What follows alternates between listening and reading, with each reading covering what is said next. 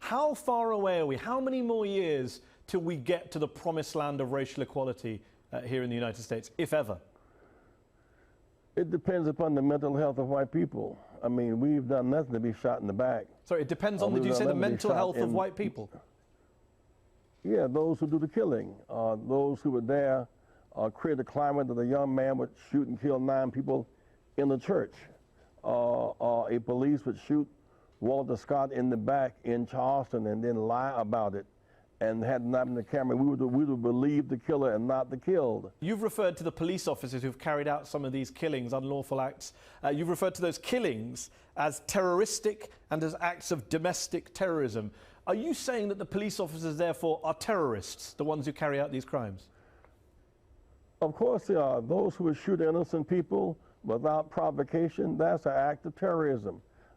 We can't just speak of terrorism when it happens abroad, when it happens at home.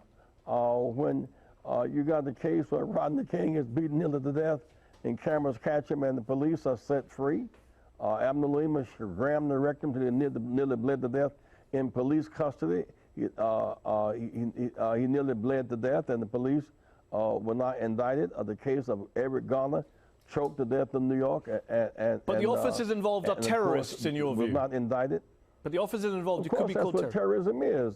The unprovoked killing of innocent people is, in fact, terrorism or execution, however you want to put it. And it's very wrong, and it's very prevalent, I might add.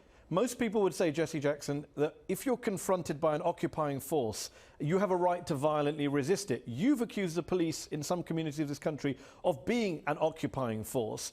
Putting aside the accuracy or not of that remark, some people might say you're implicitly inciting violence against the police by protesters when you call them an occupying force. Well, police are as a police occupying force, as an economic occupying force. What happens in But Chicago, if they're occupiers, do people have the right to resist them, in your view? People do have the right to resist them when they do wrong. Violently? And often they do wrong. And there's an increased consciousness about their behavior. And I think people, were it not for these cameras, would be inclined to believe the story, the narrative of the police. But increasingly, people are now, really for the first time, questioning police behavior.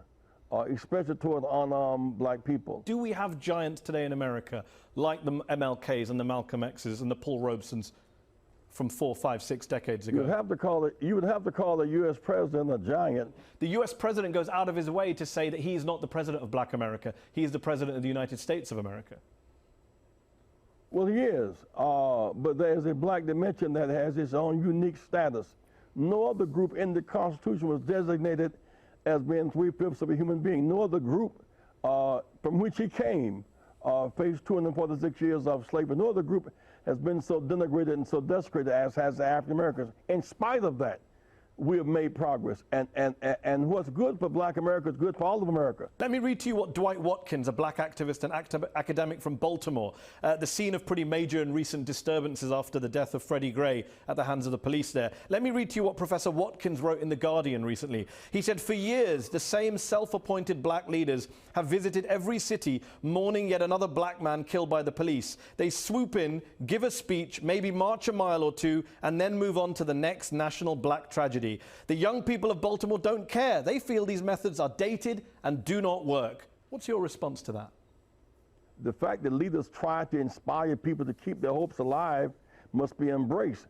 But we're not the reason why these cities have been abandoned. Blacks are not the reason why you abandon Newark or inner city Detroit or inner city. I don't think he's criticizing. I don't think he's criticizing blacks. He's criticizing self-appointed community leaders.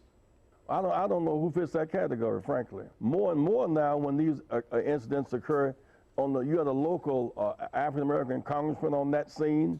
You had the city council president there. You had more and more people on the local scene who had to grapple with what it meant to deal with. So you don't think there is a leadership department. void or vacuum in black America right now?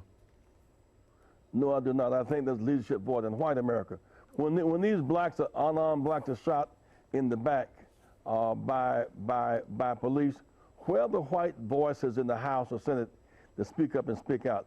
When 9 blacks were shot in a church here in South Carolina in Charleston, where were the white ministers who have the big TV program, the big evangelists. Where were they? There's a vacuum. There's a white leadership deficit. You're making very strong points, many of which I wouldn't disagree with, but given you're in front of me and they're not, let me ask you this. Isn't it true that when you were in Ferguson, for example, where there were protests, a lot of young protesters started protesting against you and throwing verbal abuse at you, saying that you were a sellout, that you don't represent them, that you were from a different generation, a different place? Sometimes you speak out of their pain.